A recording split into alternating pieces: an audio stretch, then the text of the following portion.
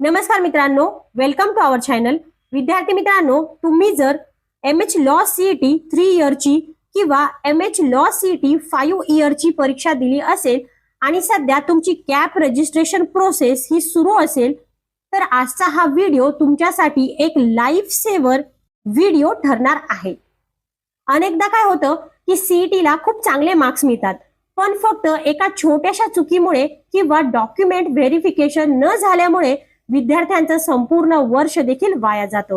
हो विद्यार्थी मित्रांनो, तुमच्या एका चुकीमुळे तुमचा फॉर्म रिजेक्ट होऊ शकतो किंवा बऱ्याच अशा विद्यार्थ्यांच्या फॉर्म वरती डिस्क्रिपेन्सी नावाचं एक त्रुटी येते.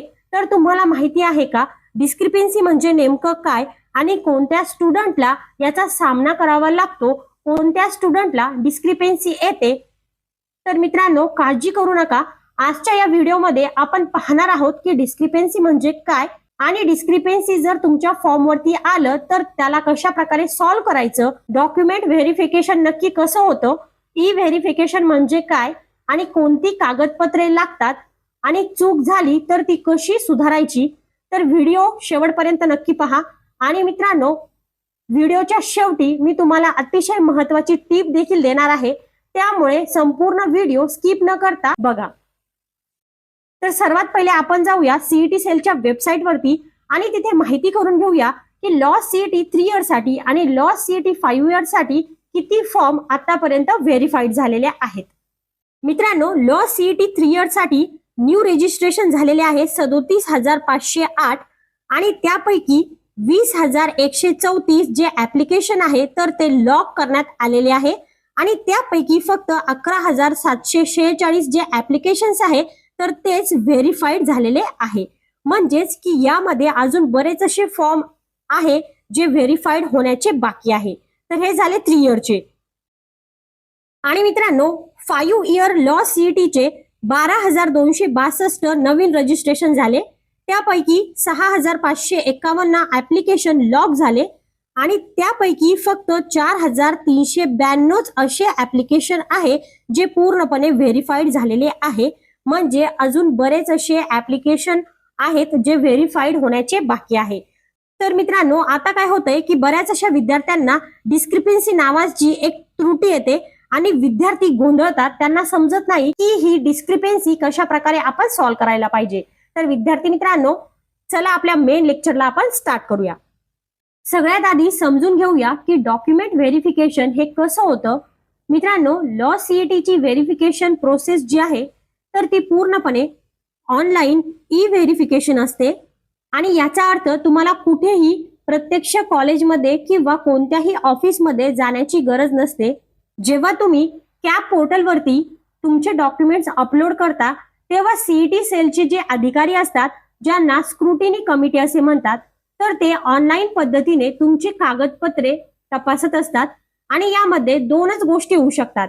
एक तर तुमचा जो फॉर्म आहे, तुमचे जे डॉक्युमेंट्स आहेत तर ते पूर्णपणे व्हेरीफाईड होऊ शकतात किंवा त्या डॉक्युमेंट्स वरती तुम्हाला डिस्क्रिपन्सी येऊ शकते.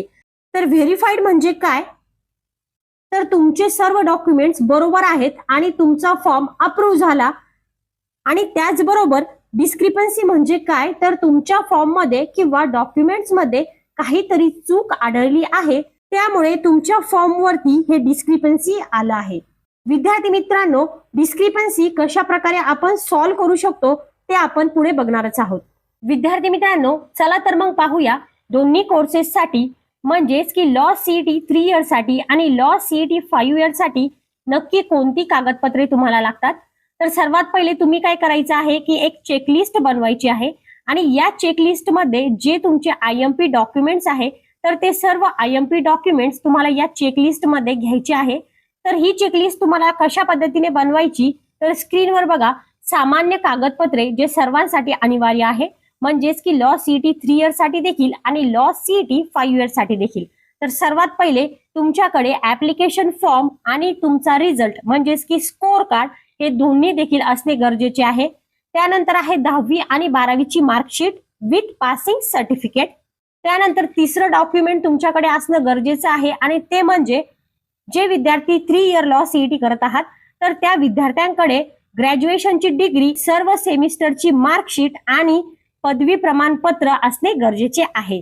त्यानंतर चौथा डॉक्युमेंट आहे डोमिसाईल सर्टिफिकेट, म्हणजेच की रहिवासी प्रमाणपत्र, आणि याला ऑर आहे जन्माचा दाखला. विद्यार्थी मित्रांनो, लक्षात ठेवा की जर तुमच्या जन्माच्या दाखल्यावरती ठिकाण हे मेन्शन नसेल तर ते या ठिकाणी व्हॅलिड होणार नाही, कारण की जन्माच्या दाखल्यावरती तुमचं ठिकाण असणं फार गरजेचं आहे, तरच ते या ठिकाणी व्हॅलिड होईल. त्यानंतर आता आहे रिझर्वेशन कॅटेगरीसाठी, म्हणजे जे विद्यार्थी कास्ट आणि ईडब्ल्यूएस मध्ये फॉर्म भरतील त्यांच्यासाठी. तर त्या विद्यार्थ्यांकडे सर्वात पहिले कास्ट सर्टिफिकेट असणे गरजेचे आहे. त्यानंतर आहे कास्ट व्हॅलिडिटी सर्टिफिकेट, आणि हे खूप महत्वाचं आहे. आणि ती जी कास्ट सर्टिफिकेटची व्हॅलिडिटी असेल तर ती या वर्षाची असणे गरजेची आहे, म्हणजेच की 2026 ची. जर तुम्ही मागील वर्षाची किंवा जुन्या वर्षाची व्हॅलिडिटी सर्टिफिकेट त्या ठिकाणी अपलोड कराल तर तुमचा फॉर्म रिजेक्ट होऊ शकतो. त्यानंतर आहे नॉन क्रिमिलियर, SC ST सोडून इतर प्रवर्गासाठी, आणि याची मुदत चालू आर्थिक वर्षाची असावी. त्यानंतर आहे ईडब्ल्यूएस सर्टिफिकेट. जर तुम्ही ईडब्ल्यूएस मधून फॉर्म भरला असेल तर तुम्हाला चालू वर्षाचे प्रमाणपत्र, म्हणजेच की या वर्षाचे प्रमाणपत्र तुमच्याकडे असणे गरजेचे आहे.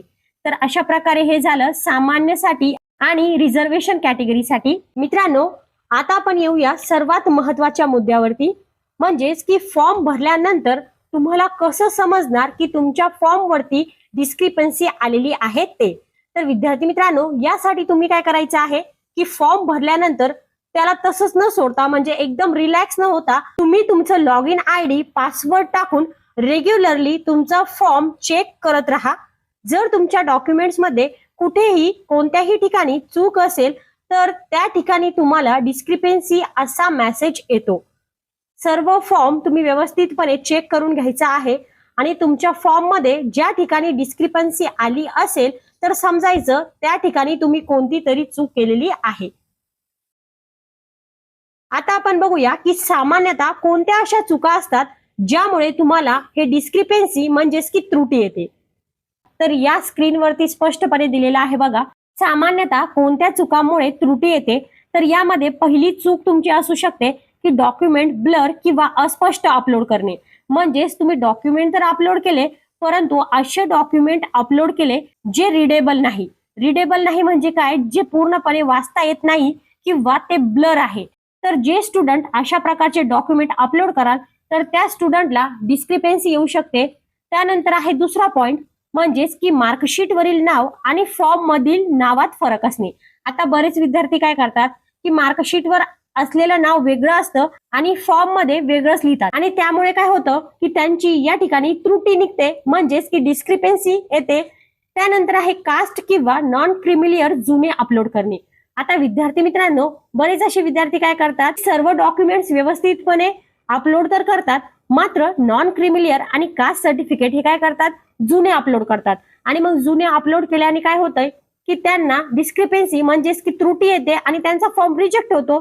त्यामुळे विद्यार्थी मित्रांनो, अतिशय महत्वाचं आहे, लक्षात ठेवा, जे विद्यार्थी रिझर्वेशन कॅटेगरी मधून येतात तर त्यांनी याच इयरचं कास्ट व्हॅलिडिटी नॉन क्रिमिलियर हे अपलोड करायचं आहे, जेणेकरून त्यांना एकही त्रुटी या ठिकाणी येणार नाही.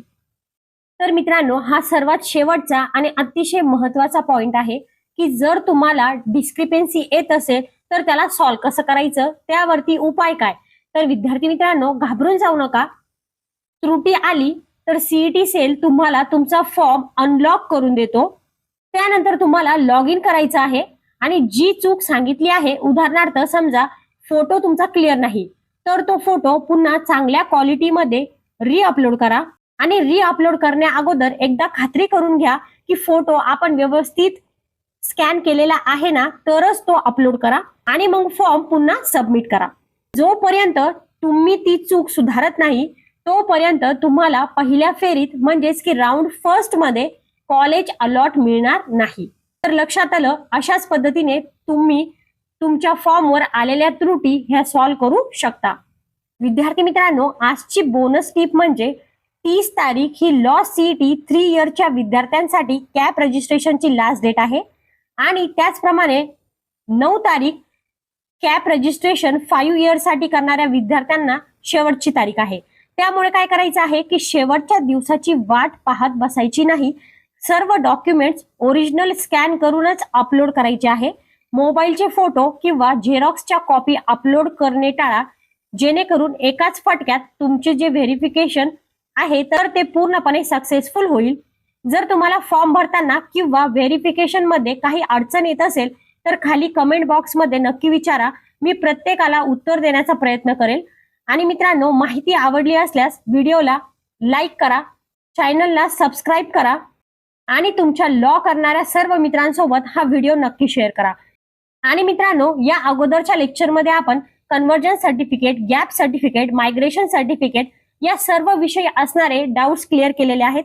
तुम्हाला जर यामध्ये काही डाऊट्स असतील तर तुम्ही मागील लेक्चर नक्कीच बघा, त्यामुळे तुम्ही इझिली डॉक्युमेंट्स काढू शकाल. तर भेटूया पुढच्या व्हिडिओमध्ये. धन्यवाद.